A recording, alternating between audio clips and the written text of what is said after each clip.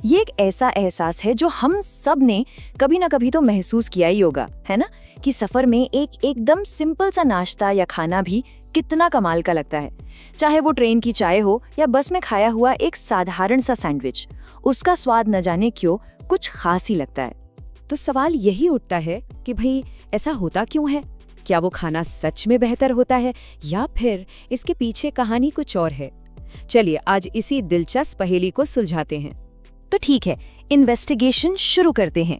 और हमारा पहला सुराग वो खाने में नहीं है, जी नहीं, वो छिपा है हमारे दिमाग के अंदर, उसकी केमिस्ट्री में। अच्छा, होता क्या है कि जब हम कहीं घूमने निकलते हैं तो सब कुछ नया नया होता है ना? नई जगह हैं, नई आवाजें, ये सारा नयापन हमारे दिमाग को एक किक देता है और इसी किक से रिलीज होता है एक केमिकल जिसका नाम है डोपामाइन। इसको आप फील गुड केमिकल भी कह सकते हैं। ये वही है जो हमें खुशी और एक इनाम जैसा महसूस कराता है।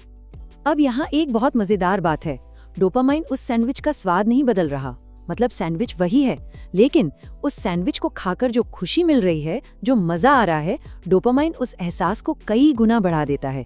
तो असल में खाना वही है, पर उसे खाने का एक्सपीरियंस वो कमाल का हो जाता है।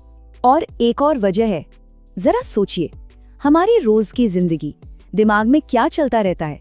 ऑफिस की डेडलाइन, घर की जिम्मेदारियां, हजार टेंशन, है ना? लेकिन जैसे ही हम सफर पर निकलते हैं, खासकर ट्रेन की सीट पर बैठते हैं, तो मानो दिमाग से एक बोझ सा उतर जाता है।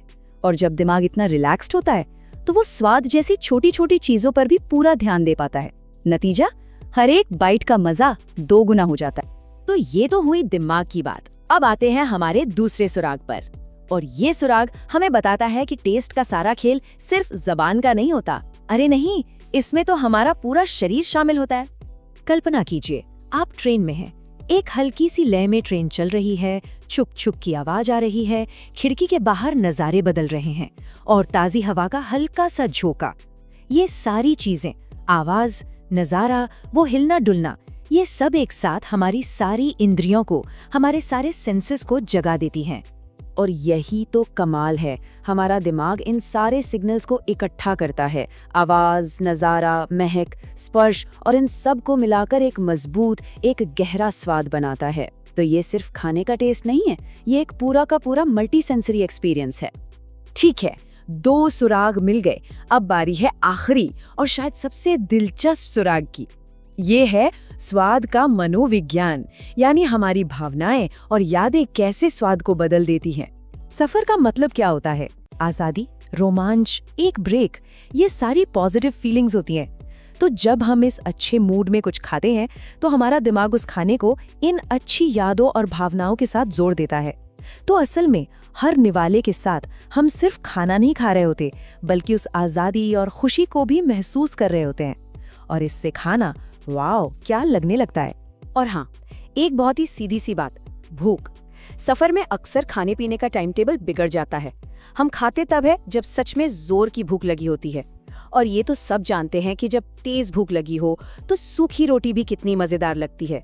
हमारे टेस्ट बड्स ज्यादा सेंसिटिव हो जाते हैं और खाना एक बहुत बड़े इनाम जैसा लगता है। चलिए अब एक आखिरी पॉइंट पर आते हैं, और ये थोड़ा सा हैरान करने वाला है। वजह है कम ऑप्शन होना। हाँ, सही सुना आपने, चॉइस का कम होना भी एक वजह है। घर पर क्या होता है, फ्रिज खोलो तो 10 चीजें, एप्स खोलो तो 100 रेस्टोरेंट, क्या खाएं क्या नहीं, इसी में दिमाग थक जाता है। इसे कहते हैं डिसीजन फटीग। लेकिन ट्रेन में ऑप्शन लिमिटेड है, चाय, समोसा, सैंडविच, बस। तो दिमाग पर कोई बोझ नहीं, उम्मीदें सिंपल होती हैं और जो भी मिलता है वो बेस्ट लगता है।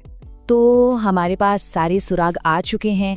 अब वक्त है इन सबको एक साथ जोड़ने का और उस सवाल का जवाब पाने का कि ट्रेन का वो सैंडविच इतना खास क्यों लगता है। तो ये है वो पूरी रेसिपी, वो 6 वजह जो मिलकर उस साधारण से खाने को असाधारण बना देती हैं।